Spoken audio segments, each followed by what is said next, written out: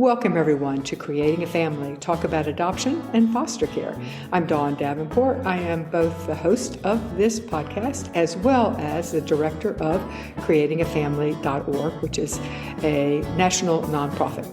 Today, we are going to be talking about trauma-informed parenting, but specifically we're going to be talking about practical applications of TBRI, and we'll come around to that. That's Trust-Based Relational Intervention.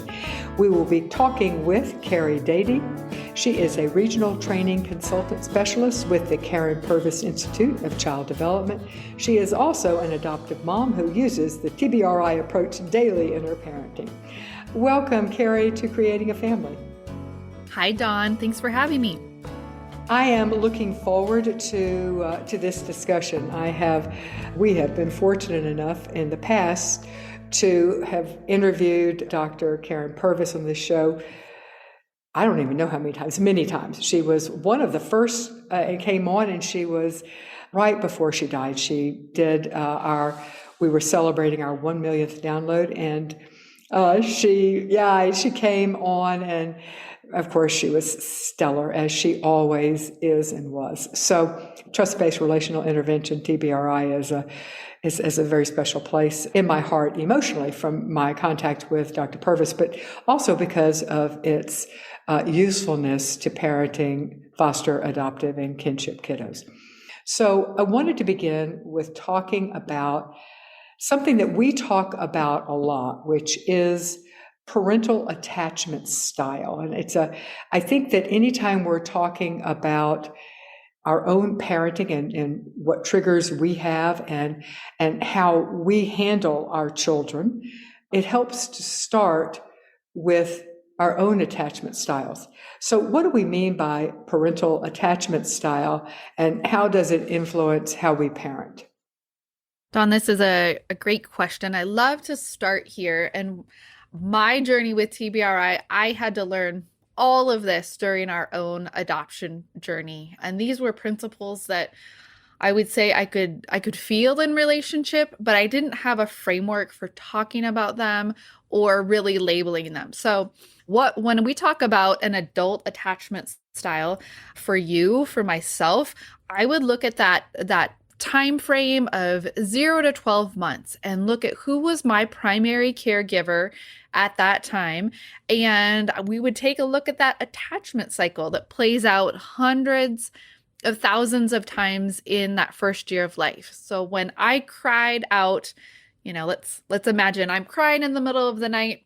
What was my caregiver's response? Our hope is that it's an attuned, sensitive, warm response that a mom or a dad or a loved one, a caregiver would come, check on me, pick me up. Do I need to be fed? Do I need to be changed? Am I lonely? Do I need some company?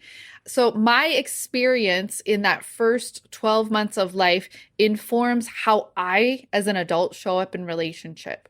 So if I had a caregiver that when I cried out, didn't come and didn't respond, the message I learned in that first year of life was my voice doesn't matter. Or if I had a caregiver that came, but maybe they came inconsistently, or they came, but the response wasn't attuned, it wasn't warm. I learned strategies as an infant based on the caregiving I received. And we carry this into all of our relationships. We carry this into adulthood, and especially parenting.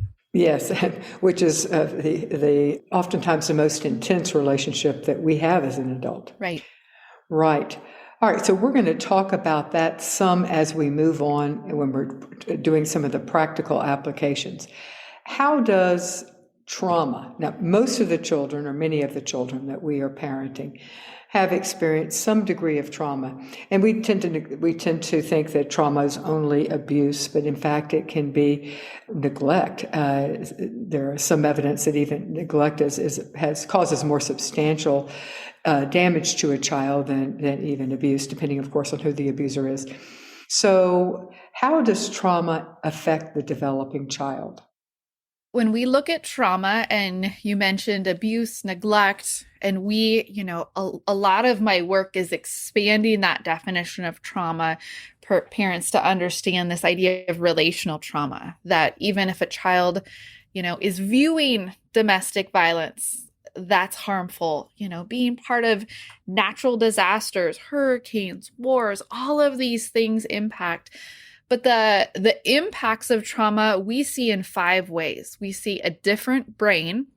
So if we were to look at brain scans of volume development, we would see a very different brain, biology, body, the child's belief system, and ultimately behavior. We see different behavior. And when we don't, as I learned about TBRI and through our journey as adoptive parents, I was focused solely on behavior. This behavior is baffling. I'm overwhelmed. This doesn't make sense. Again, tantrums that were lasting hours. And I didn't understand all of the things driving the behavior. So really those 4 things that you can't see, a different brain, biology, body, and belief system, are what drive behavior. And you're right. We as parents tend to focus on the thing that is driving us the craziest, which is often the behavior. But that is only the tip of the iceberg. Or maybe, I guess it is tip. That would be the right way to say it. So let's now switch back. Let's go back to TBRI. As I've mentioned, that's Trust-Based Relational Intervention. What are the core principles of the TBRI approach? We have 3 core principles. First is connection. And when I say connection, I'm talking about connecting to the heart of a child in the way I interact with this child. This child knows they are seen, valued, loved, and they're precious. We also have empowering strategies, and that's where I'm looking at a child's physiological, their bodily needs. I'm looking at how I set up the environment to support that child's regulation. And then ultimately, we have correcting principles.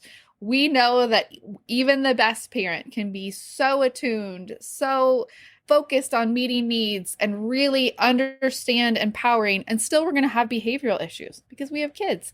And so the correcting principles give parents a really nice roadmap that is, for me, it was almost like an order of operations, that I just needed a structured framework that when challenging behavior came my way, I had a framework for responding to it that not only brought calm back to our house, but helped get to the underlying what's happening here and really showing my kids the behavior I wanted to see. So we have connecting, empowering, and correcting principles encompass all that we do with TBRI. Okay, excellent. And one other thing before we start going into the practical applications of those principles. One other thing, TBRI talks about parents needing to make a mindset shift when looking at challenging behavior. What is the mindset shift that parents need to make? Dawn, I can give you just a real, like a story example. So Perfect. our son came to us. We had already been parents. We have 3 biological kids at the time we adopted. We thought we were pretty great parents. And when I say that, it's just, we had great reports from the school, and teachers loved having our kids in class. They had friends. They were getting invited to birthday parties. So we as parents were like, we're doing pretty well. We welcomed our adopted son into our home. How old was he? 3.5. So he came to us after loss, abandonment, institutionalization, medical trauma, neglect. And those are the things that are in the file, right? We also know there's countless things that don't make it into a child's file. And so he came home, and our previously somewhat calm house went to it. It felt like chaos around here 24/7. And he would have these tantrums that would last an hour, 2 hours. And I had never seen that in my children before. So before I really made that mindset shift, my belief about his behavior was, you could do better in this moment. You're choosing not to. You could be calm. You could sit at the table and join into dinner, but you are making a choice to be, and fill in the blank there, disobedient, rude, aggressive. You could do better, but you're not. And then I took it a step further and made it personal. You're doing this behavior just to make my life challenging, just to push my buttons. And that place that I was at is the epitome of that willful disobedience mindset. Mm-hmm. And what's the mindset that TBRI wants to shift us to? The shift, and to be so candid, this doesn't happen overnight. And it's a shift that we almost have to commit to every single day, is the belief that my child, my adopted children, my biological children, you are doing the very best you can given the circumstances. And when I see challenging behavior, I look at that instead of with frustration or even shame as a parent. Oh, my child's having a tantrum. This is so embarrassing. I look at that behavior with curiosity, and I look at it and ask myself the question, what is this behavior trying to communicate to me? What is the need behind this behavior? And I really, instead of taking it personally and allowing my own emotions to take over in that moment, I try to figure out, what am I missing? Why would this behavior make sense? And so then my role as a parent or a caregiver is to come alongside my child who's having a hard time. They're not giving me a hard time, they're having a hard time. And I am there as a co-regulator. What do they need? How can I support their brain, their body to bring about calm? And then in that calm place, we can talk about whatever the underlying issue is. Yeah, Dr. Ross Green, and this will be a large paraphrase, but he says kids do well when they can. And that's that if your child is struggling, there is something they need. There is something that's being unmet. There is a skill they don't have, as opposed to, as you point out before, they're making this choice, and it wasn't just you who goes there and says, and they're doing it to get to me. We all have a tendency to do that. Let me pause here for a moment to let you know about a free educational resource. Thanks to our partners, the Jockey Bean Family Foundation, we have a library of free online parenting courses. These courses are part of our online learning center, and they are made available to you for free thanks to Jockey Bean Family. You can access all 12 of these courses at bit.ly/JBF support. That's bit.ly/JBF support. All right, so now we've got our core principles, which are connection, empowering, and then correcting. And approaching it all from the curiosity mindset of, what is this behavior telling me that this child needs right now? So what's the need that's behind the behavior? So that's the overarching. So what we've asked some of our community to tell us are, what are some of the things that are particularly challenging? So one, I'm going to actually add this one because I think I was going to talk about it under tantrums, but I think I'm going to separate it. The inability to accept rules or restrictions or handling the word no. No is a part of everyday life. And we know that generally children, when they are reaching the ages of 2 and 3 and they're starting to separate and identify themselves as separate people from their parents, then that's when they first experience the meaning that their will is not something that can always be had.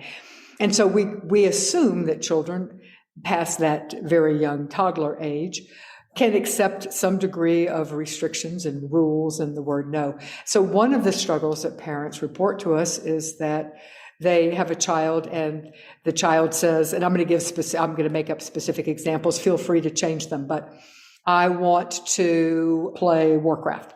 And the family rule is that you do your homework first and that you only have X number of hours of minutes or whatever of screen time. It's over that. So you say, we'll need to play that tomorrow because we are past our time. And the kid falls apart, throws a fit, tantrums, and more than just the pouting or the, just expressing displeasure. So let's use the TBRI principles and see how we would approach that situation where you have a kid who's 10, throwing a massive fit on the ground in your living room. I love this one. Every parent can relate to, and there's two parts to this. Number one, I would look at the overall, and I want parents to think about it like a bank account. If a child has come into your home through foster care, through adoption, there have been some really big relational withdrawals from that bank account. No, you don't get to live with your biological family. No, you don't get to live with extended family. Maybe no, you left a place that you loved. No, you left a pet that you loved. No, you left things that you loved. So the children that we love, that we serve, have received really big no's at a really formative age. So no to them carries a lot. Your no for extra screen time is pinging on top of all of those really big no's they've received. So when we are working with parents, the first thing is to be mindful of the number of yeses to no's that you give. And it can't even be 50-50, because think about those really big withdrawals. So for every no that I give my child, I want to work on giving 8, 9, 10 yeses to every no. Now, every poor parent listening to this podcast is like, this woman has lost her mind. That means we have to get creative about how we say yes. So for your screen time example, yes, you get screen time every day. Yes, within the choices that are appropriate for our family, you get to choose when that happens. Yes, you can use it earlier in the afternoon, but that's going to mean that evening time when you like to calm down and relax with it, it won't be available. So the first thing is I would just think about that yes to no imbalance. And if you're giving a lot of no's and are frustrated at why you're having these big emotional outbursts, it might be because that ratio's off and you're going to need to get creative about giving yeses. And we can talk about that in a minute. The other thing about screen time we talked about trauma's impact on the body, the brain. Screens are very, very, very attractive to our kids. It's color, it's movement, it's exciting, and it's a really, I would say, deep hook. It's not to be avoided. It's just a really hard transition to make. So 2 very practical strategies. Number 1, a visual timer. And I'm holding up a visual timer for Dawn to see. It's a time timer. I've got these on my phone.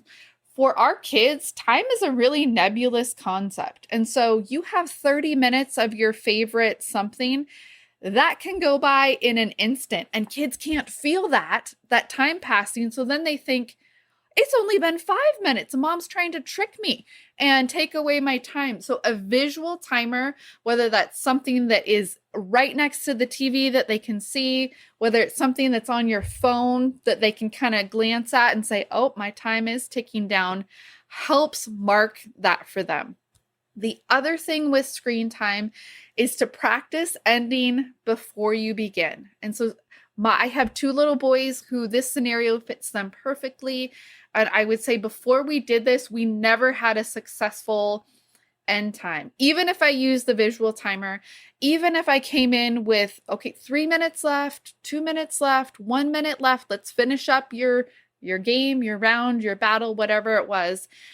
When we started practicing how we were going to end before we started the activity, it wires the brain for the behavior you want to see in a moment that's calm and peaceful.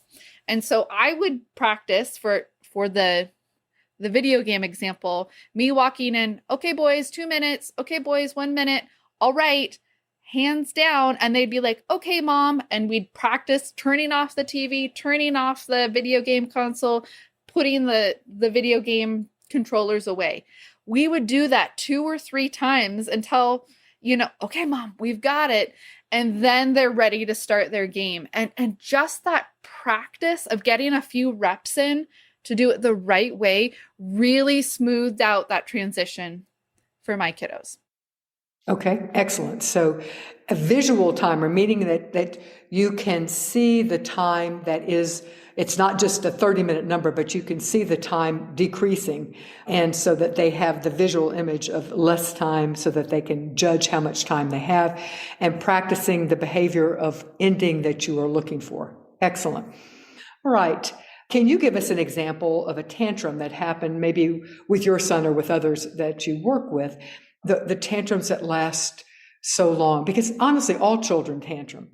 And there are certain ages, quite frankly, that tantrum is developmentally normal, appropriate, healthy, and right on target.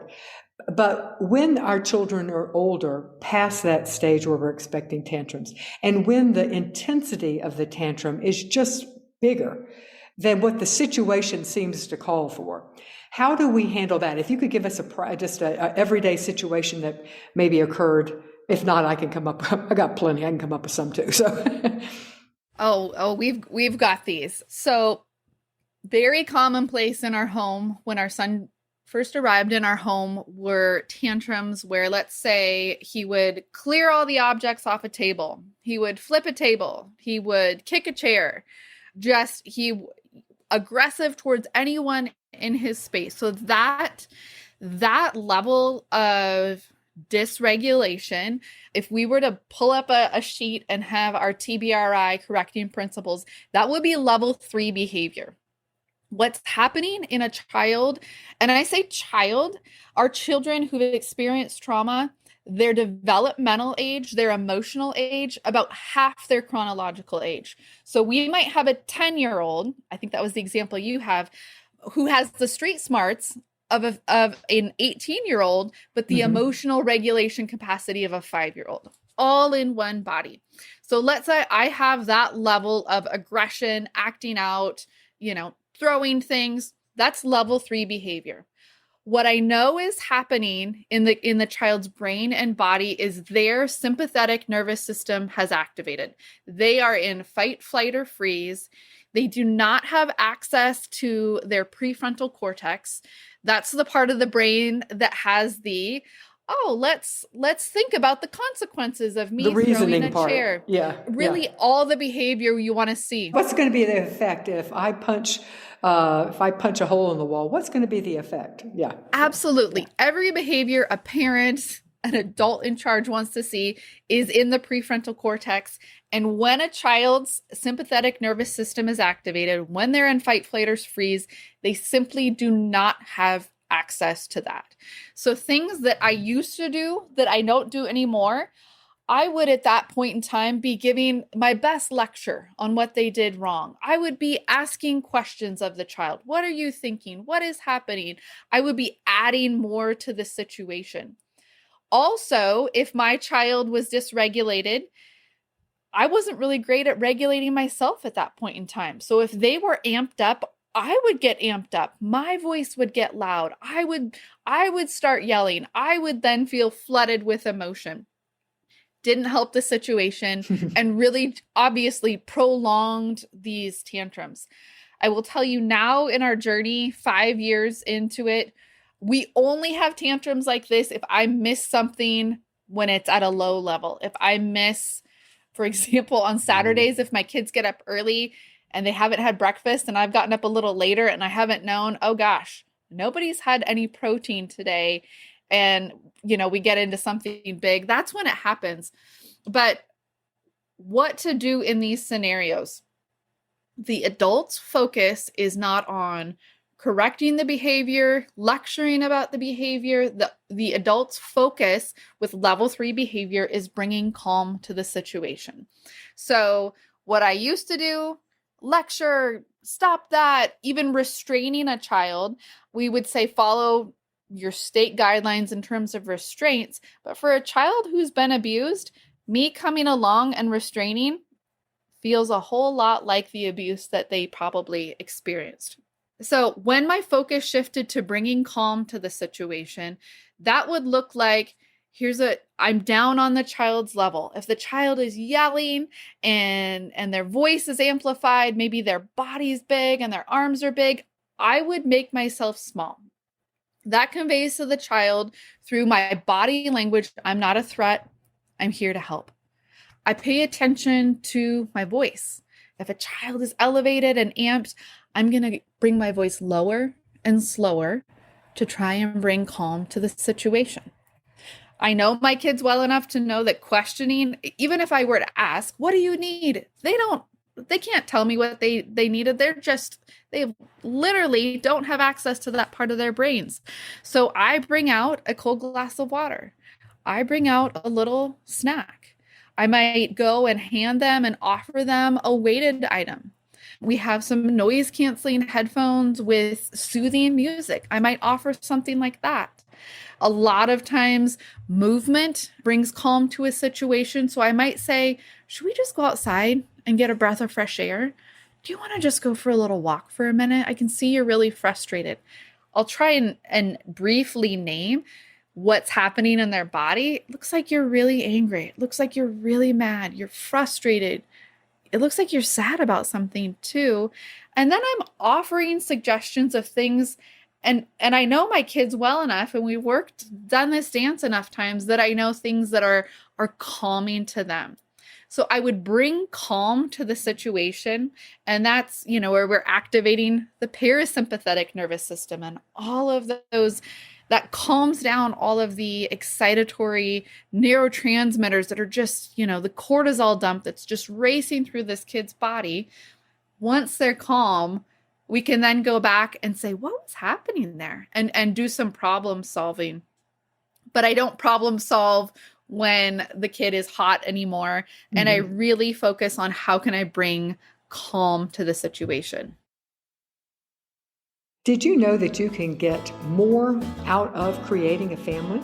Yes, indeed you can. We have a free monthly newsletter, and it will arrive in your inbox full of practical information such as this show, as well as other resources and tips and anything that you could think of that would help you be a better parent to your adoptive, foster, or kinship child.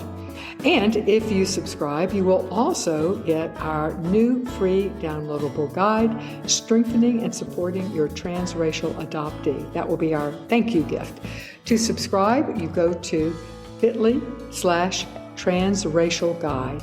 That is bit.ly/transracial guide. Let's go back to the beginning and talk about parental attachment styles.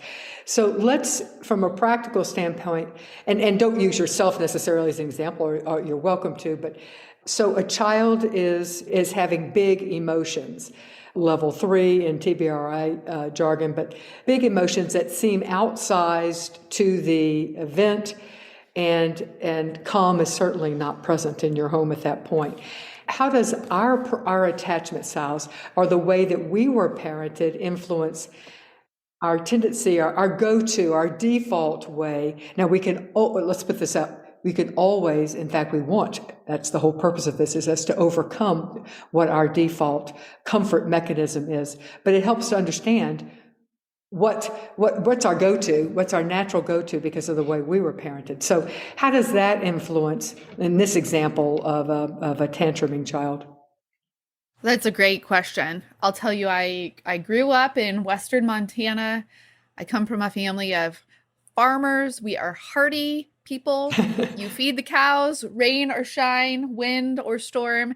And that also means part of that is really dismissive. And so any kind of negative emotion was not acceptable in our family. And so that shows up with things like, if you need to be sad, if you need to be mad, you can go to your room.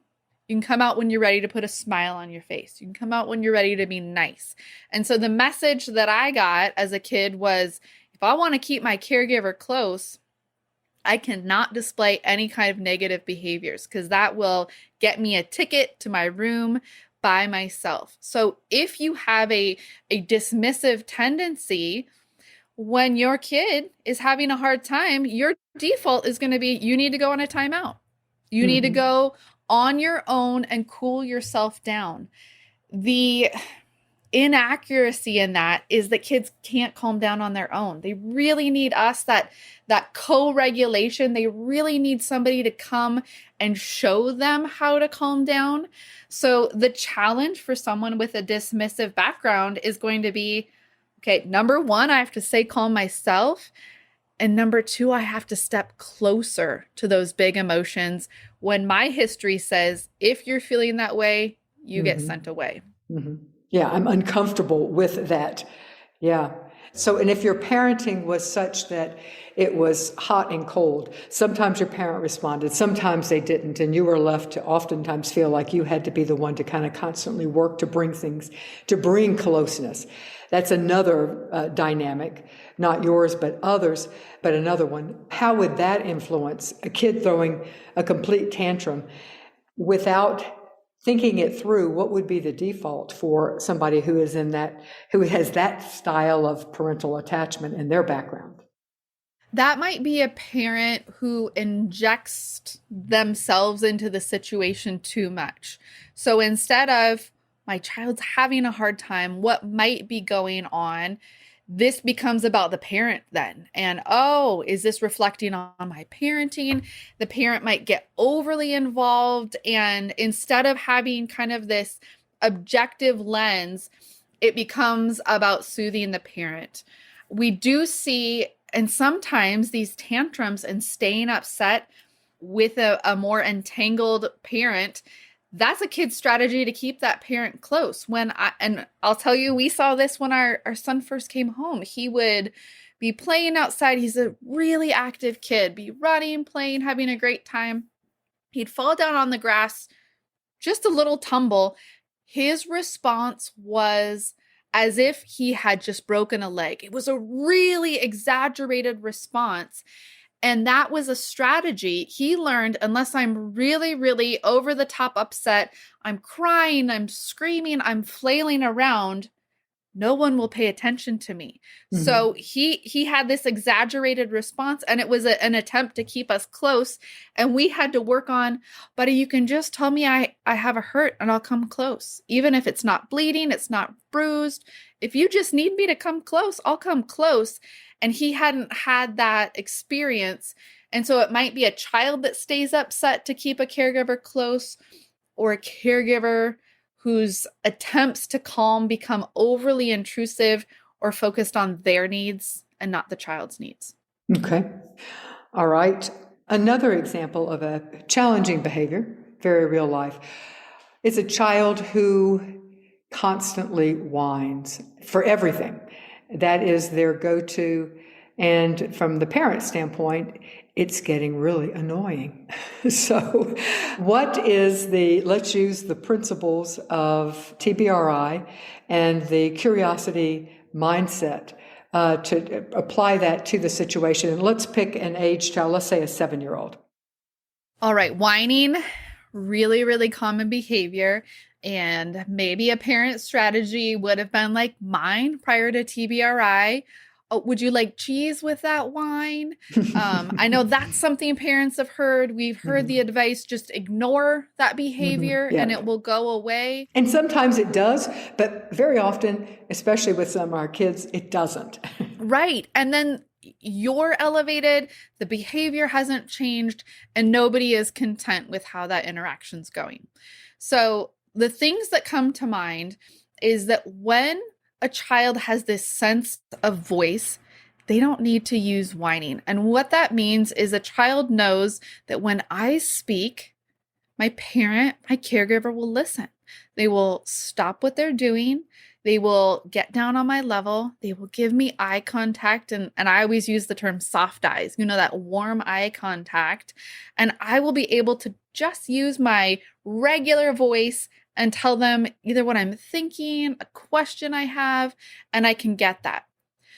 When a child doesn't get that regularly, they'll figure out how to get your attention, and whining could be a strategy. That simply your son, your daughter saying, "Hey, mom," and let's say you're in a busy household like ours. We have 4 kids, working schedules, and maybe I just halfway give my attention to my child. That I'm like, yeah, I'm listening, but I'm still loading the dishwasher. I'm still prepping dinner. The child feels like they don't have my full attention, but when they're whining, they have my eyes. They have my full attention. They're going to realize this gets me what I need. And so that's one principle. Am I really when my child speaks, do they know that that alone is enough? Another principle that I'm hearing in it, and this is, Dawn, all of this is new to me. I had to look at all of these areas and say, okay, this was the default I grew up with. Is this still serving us well? But it's the idea of sharing power. And so how this sharing power was not a thing that was part of how I grew up. And if the phrase, my way or the highway is familiar to you as a listener, I'm going to tell you that's the way you grew up too. And so this idea of any scenario, I want to watch video games, and maybe, let's go back to our video game example. And if I were to say to not share power and just say, we only watch video games from 7 to 7:30 and that's it. And it's not 7:30, and let's say it's after school and the kid is just following me around, video games. Maybe that's a place to share power and say, okay, the non-negotiable is 30 minutes. If you want to do that from 4 to 4:30 and then do your homework, you've got to show me how you're going to follow through with that commitment. I'm worried a little bit that you're going to do your fun thing and then not you do your responsibilities. So how can we just make sure you get to relax and that your jobs get to be done? So the compromise or the willingness where I'm willing to share power might be the order in things when things are done, or the time a fun thing is done, or maybe I'm willing to say, let's do a little bit of this, pause and do our video games, and then finish a task, where before I would say, oh, the homework needs to be completed before I will even entertain the idea of video games. When our kids, again, know that we'll give them not only our attention, but we'll listen to their ideas, that gives them a sense of agency, of voice, where they don't need to resort to whining to get our attention. Okay. So you're hitting the connection and the empowering steps. And am I correct that you're focusing your attention on those first? Because ultimately those will have a long-term impact on changing the behavior. Are there any correcting principles that you would use in a level 3? No. But in this case, we're not at level 3. Right. So are there correcting principles that you could bring into, or do you feel like there probably wouldn't be necessary? No, the correcting principles that would fall into this, and this is where we would practice scripts. Scripts are part of the correcting principles, and it's really a proactive way, and they're short, powerful phrases. And so for whining, I might say, with respect.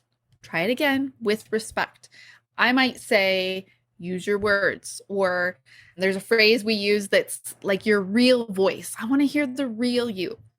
Maybe we would practice in a fun way where, let's take a topic that people whine on at the table, and we could all take a turn. Maybe you're at dinner and you're taking a turn. I don't like peas. Oh, you gave me peas. I hate peas. Right. Right, everybody practices declining peas. And first we practice the wrong way. Ew, peas. We add all the wine in there. It's not only is it a pressure release valve, and it marks that's not the behavior I want to see. When parents can make it really funny and make themselves sound like their children, that adds to connection. And so then we do it the right way. No thanks, I'll pass on the peas. Thanks for dinner, Mom. We practice it the right way. So the thing that when I first started to hear about TBRI, I was like, this sounds great. These people really seem like they know what they're talking about. However, I'm in chaos. I am in the weeds. And what I didn't understand at the time, I was spending 90% of my day in correcting land. No, stop that. No. Pulling kids off each other, resetting rooms that had been trashed. When I really started to look at connecting and empowering, that's now where I spend 45% of my time connecting, 45% empowering, and I don't need correcting as much anymore. I still need it. My kids are human. We all have bad days, bad moments, challenging things, but I catch things at such a low level that they don't escalate anymore. And before, I didn't have the ability to see things happening at a low level, and I didn't have 5 different options for responding before it got to crisis level. Right. Yeah.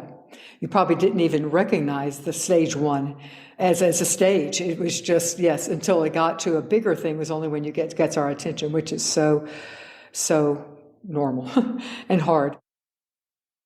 This show is sponsored by Adoptions from the Heart. Adoptions from the Heart Adoption Agency was founded by an adoptee and is now celebrating 35 years of bringing families together through adoption. They are a full-service domestic infant adoption agency specializing in open adoption. You can see adoptive parents and birth parents share their stories on AFTH TV, airing Tuesday mornings. You could also follow Adoptions from the Heart on Facebook and YouTube to catch every episode. That's AFTH TV. All right, sleep issues. That's a tough one because none of us are at our best when when our sleep is disrupted. So let's think of an example where, let's say that you are a child waking up and crying out multiple times a night just to have a parent come, and a child wanting a parent to sleep in their room with them, or vice versa. And I'm well aware that there are parents who that's not something they would care about. That would be fine. They would do that. But let's say you are a person who wants to sleep in your bed and you need your sleep. So how would you use the connecting, empowering, and potentially correcting to address multiple times sleep issues, multiple times waking up, wanting to sleep in the bed, having parents in their bed, whatever? This is a great one. This is one we've lived through. And I will tell you, people will ask me, are you a night owl? Are you an early bird? And I'm like, what's the kind of person who wants to go to bed early and sleep in? I love sleep. I will say at around 8:30 p.m., when I stop laughing at jokes, when nothing is funny anymore, my kids will be like, oh, mama's all out of nice. I get to that point. And so I can definitely empathize with this. Okay, you're telling me I need to be a good parent. I've got to work on self-regulation. But when I'm up multiple times a night, that's really hard for me. Mm-hmm. So things to consider. Let's look at this holistically, big picture. Many, many children were harmed at night, whether that was physical abuse, sexual abuse. That's when they're hearing domestic fighting happening. So, as much as we all wish that nighttime was this blissful time where we just float on clouds and think of, bunnies and rainbows, for the children we love and serve, that hasn't been their reality. So as we get closer to bedtime, their stress levels in their body go up on their own based on the experiences they've had. So things like a ritual and a routine at night is really, really helpful. And that might be bed and then, a bath and then snack and reading and bedtime. To get really practical, I can tell you, and we had this, Jack in the Box issue, can tell you all the things I've done to keep my kids in, and then kind of how I handle it when they can't stay in their room for the evening. Some of the things that were triggering, being in a pitch black, very quiet place. My son had previously lived in an orphanage. He was never alone in a room. He would go to sleep with many, many children in a room that was loud through the night. So this beautiful little space that we had created for him that was dark and quiet felt really, really uncomfortable, and that it didn't feel right. So things that we do, and we still do, my boys share a room. They have a lamp that stays on all night. The mom in me is like, oh, I believe that sleeping in a pitch black room is better for you. But if it's not comfortable and it's going to cause you to wake up and say, where am I? It's not worth it. They have a little fan that's on. They fall asleep listening to audiobooks. We read to our kids, but they really want the experience of drifting off and not feeling like they're alone. And so they listen to audiobooks, or there's little sleep stories on the Calm app. For some kids, my son sleeps with a weighted blanket. He really likes that deep proprioceptive input. It feels calming. So he gets all of his stuffed animals organized. We often have an essential oil diffuser with lavender going in. So I'm really trying to set the tone of, thinking through the senses, sight, sound, all of these things. What does he need? There have been times where we have a lovable golden retriever where having the dog stay in their room feels like another guarding presence. My boys, their room is right across the hall. And when our son first came home, we would leave our door open and his door open because he really had that sense of, when I can't see you, are you still there? Or am I on my own like I've been most of my life? And so while I would prefer a quiet room with just a fan, we had to be flexible on that. And so he would lay in his bed and I would lay in my bed and I would say, buddy, can you hear me? And we could talk back and forth. Just this feeling of, developing in our kids felt safety. And it's not my adult intellectual knowledge. You're safe. We've locked the doors. Nobody is going to come and disturb you or harm you while you're sleeping or in the night. But unless our kids feel that, our job isn't done. And so it was trying to figure out these things that would feel comforting for him. So that's the whole setup. Mm-hmm. One scenario we hear a lot is the, let's say, Jack in the Box, where you put Love Bear to bed and 2 minutes later they're by your side. I need a drink of water. Mm-hmm. Put Love Bear back to bed with a drink of water. I now need a snack. Okay, we do the snack. I need a back scratch. And so in this scenario, I would think about that ritual leading up to bed and making sure that all of those things, you have a snack right before bed. Many of our kids went to bed starving. And so a little rumble of hunger in their belly isn't what it is for us. Oh, I'll get breakfast in the morning. I'm fine. I've had a wonderful day of nutritious food. A little bit of hunger signals I'm in danger.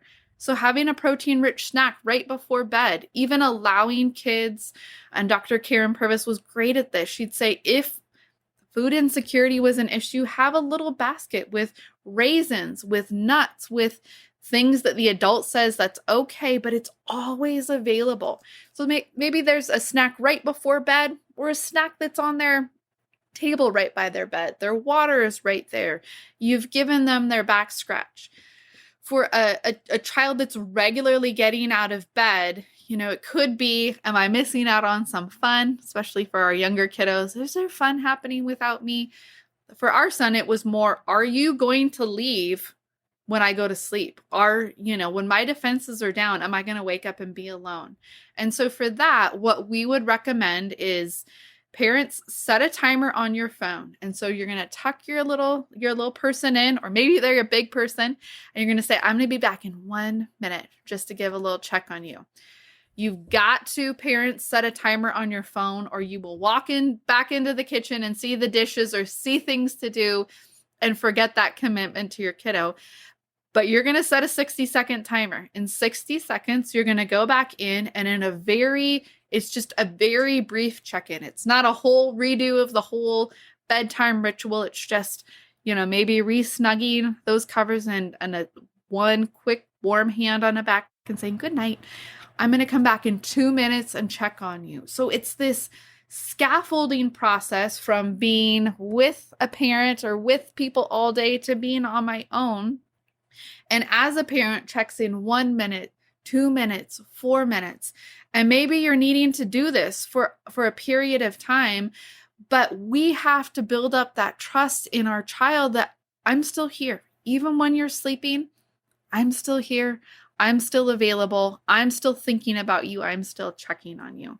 So if you have a little person or a child who's getting out of bed, that's the strategy I would recommend. And maybe even, you're sitting in a chair right outside their room. I'm still here, to do that check-in. Mm-hmm. If you have the child, and let's say it's the middle of the night and they're getting up, and it's not right when you're tucking them in that they're popping in and out of bed, but it's at midnight, it's at 2, it's at 4 when all of us grown-ups would like to be sleeping. The part that parents aren't going to love to hear is you have to leave a little capacity in your tank for nighttime parenting. Our babies that were harmed at nighttime is where a lot of that comes out, and we have to leave a little reserve in the tank to respond to that. So I would say, I'm not available in the nighttime isn't a great strategy for our kids that have experienced this kind of trauma. I used to do a lot of nighttime parenting, and now I do very, very little, because once you meet the need and can establish trust during that time when they're needing you, again, we're able to scaffold away. So what that might look like is, for a kid that calls out in the night, or even, I know Darren Jones leads our outreach team, and he would talk about, a baby monitor in the child's room so you could hear. If a child's crying in the middle of the night, they need you. That might be the only time they're able to process all of these emotions around whatever brought them into care and how they're feeling about their new situation. So that's definitely when they need parental support. So leaving capacity for yourself, going in and being able to check on the child. When our son first came home, we had it arranged where, we had a little mat on the floor in their room that if somebody was having a hard time, we could come in, give that back rub, give that reassurance, offer the water, and then say, I'm going to be right here if you need me. And we would, sleep on a little, I think it was a little camp cot in their room. As my son's comfort grew, that changed to, if you need me, you need to come and let me know, and you can come into mom's room, and maybe I have a little cot for him in my room. So we're thinking about, how do I meet the need while simultaneously minimizing that sleep disruption? And so for me, it was easier to say, I'm sorry you're having a hard time, and I would hug him. You're safe, you're okay. And then we had a camp cot that was at the foot of our bed. Would you like to snuggle in here, and can I tuck you in here? Or would you like to go back into your room? When my kids are sick, I also say this to them, and I have big kids now, I have teens, but I will say to them, if you need mama in the middle of the night, you come and get me. And they'll say, oh, no, mom, I don't want to interrupt your sleep. I don't want to wake you up. And I'll say, if you need your mama, you need your mama. That's what she's here for. Come and get me. And that sense of, we're conveying to our kids, no matter what, no matter when, I'm here for you. This might be a strategy where if there's two parents in the home, dad's on tap one night, mom's on tap one night. I mean, you really do have to pay attention to your internal stress. And if it's mom getting up every time, every night, that's a surefire recipe for burnout. Yeah. But if we're able to work some of these strategies in, we're able to reassure our kiddos in the night, the behaviors do fade. Yes, absolutely. The last thing I want to talk to you about is lying. That was a hot button item for me. I immediately went into the moral in my head about, oh my gosh, what am I raising a child? I'm not talking petty lies, but I'm talking about lies that, repeated lies, sometimes lying before we're thinking, that type of thing. And it's scary. I mean, I think that some of my reaction was a fear reaction of, okay, this kid's going to be in jail by the time they're, 18 because they can't tell the truth. And so I think I know that I moved into that mode. So let's talk about lying. And we're not talking about, I don't have any math homework. We know the cause of that. They don't want to do their homework, and you can set up ways around that. Don't ask the question, look at their planner, things like that. But I'm talking about kids who lie repeatedly, and sometimes kids who lie when it's not even benefiting them, just lying in general. Great question. And in our work, we would say, let's up the ante. We would say, lying and stealing usually let's come throw together. Stealing in. Yeah, they could certainly go together. You lie about stealing, yes. Absolutely. And so before TBRI, I would take that, like you, very personally. I have failed as a parent. Yes. You will be a felon. Yes. I would catastrophize this situation, which then, again, I I wouldn't be able to access my upstairs brain. I wouldn't be able to respond in the way that I wanted.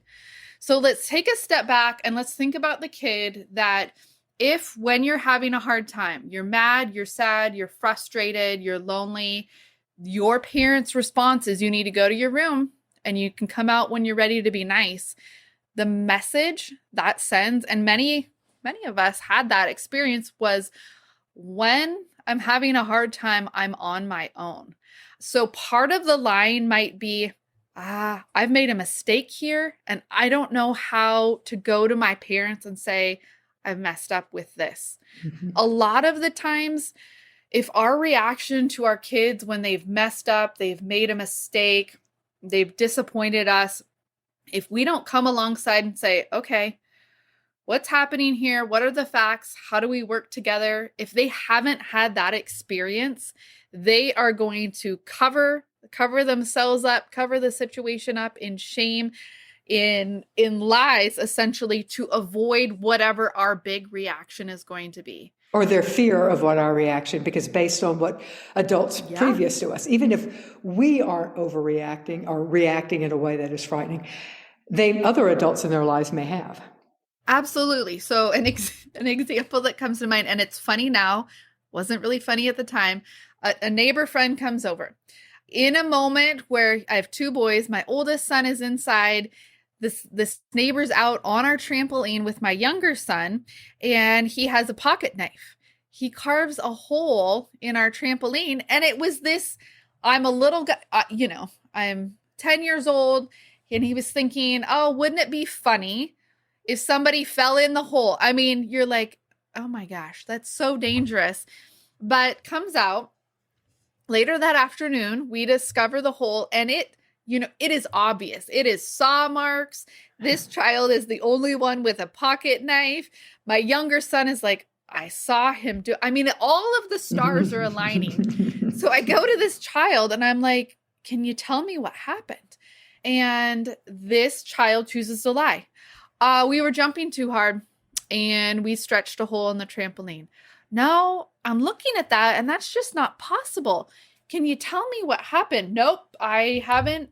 And so I knew for this kid that based on, if I tell you what happened, am I going to lose privileges? Am I going to, for some parents, maybe if a child makes a mistake, they get a spanking, they get a timeout, they lose privileges to their bike. And so if that's my response as the adult in charge to mistakes, the natural flow of that is a child is going to lie to get out of any of those kinds of consequences. So what I said to this child, he's not my son, said, here's what's going to happen. I need you to tell me what happened, and I need you to be truthful. And when you're truthful, what we're going to do is we're going to fix the mistake. So what that means is we're either going to get a patch, and I would like you and I to put that patch on the trampoline together. If we aren't able to patch it, we'll need to buy a new one, and then I would ask you to help me put the new one on together. That's what's going to happen. I'm also going to ask that when you come over to our house, because you're still invited over, let's make sure that if you have a pocket knife, that stays at home. And for me, the adult, I realized they needed more supervision. So this is a friend we love, but when he comes over, this isn't a friend that thinks about consequences and long-term actions. So I needed to do more of this. So I was able to say, this is what's going to happen. When you are ready to tell me the truth, I'm ready to listen. Mm-hmm. He wasn't ready to tell me the truth right away because he had all of this patterning of, if I tell you what I did, I'm in really, really big trouble. And that's probably going to be the end of our relationship. And so when I was able to say, when you're ready, and it was a couple days later that he said, I got my knife out and I thought this joke would be funny. And then I wanted to know how hard I'd have to push through the trampoline. I mean, then it became a whole sensory experience. But when kids are lying to us, it's usually because they're not sure how we're going to react with the truth, or we've reacted poorly in the past. And that's the whole, how can I come alongside and say, everybody makes mistakes. I've made plenty. I've made plenty of mistakes today, in fact. Let's figure out what happened, how we can repair this. how we can move forward. And that's what, when kids have that experience, the lying behavior fades. And one thing I would throw in there is that sometimes what we think of as a lie is in actual fact not the lie as we would define it. I'll give you an example. A child with a slower processing speed and is quickly asked a question of, how did this happen? Or did you do this? Or what happened? And the first thing that they say, they're not even processing at that point. What they're really trying to do is slow things down. So they'll give an answer. And not having thought through whether the answer is true or not true, because that really wasn't important to them at that point. What they were trying to do is slow everything down so that they could then catch up. And a way around that is so effective is to say, I'm going to come back in 5 minutes. And I'm going to ask you this question. I want you to think about it now. And I want you to tell me the truth when I come back. And then we could go in and say, and we're going to figure out a solution. But the main thing is to give them time. And I found that to be a very effective, depending on the reasons. One of the reasons, it could be less moral and just developmental, or in this particular case, slow processing. Absolutely. And our kids do. If we are constantly coming at them with questions, who did this? What happened? What were you thinking? Mm-hmm. They are going to make up some default answers. Yes. I don't know. My sister did it. And just have those at the ready to kind of keep us at bay. Mm-hmm. And so how we approach in conversation, when we talk about things that are challenging, giving them time and space to process, mm-hmm. all of that, it mm-hmm. leads to better outcomes, and that's mm-hmm. what we're all hoping for. Thank you so much, Kari Dady, for being with us today to talk about practical applications of TBRI. I truly appreciate your approach and appreciate the TBRI approach, so thank you. Well, thanks for having me. This understanding, embracing this strategy has changed our lives.